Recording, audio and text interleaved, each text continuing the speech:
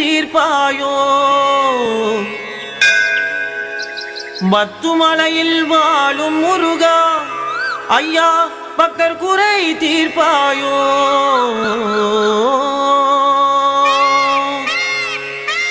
Malaysia தாய்நாடு Kuala Lumpur தலைநகரம் Malaysia எங்க தாய்நாடு கோலாலம்பூர் தலைநகரம் பத்துமலையில்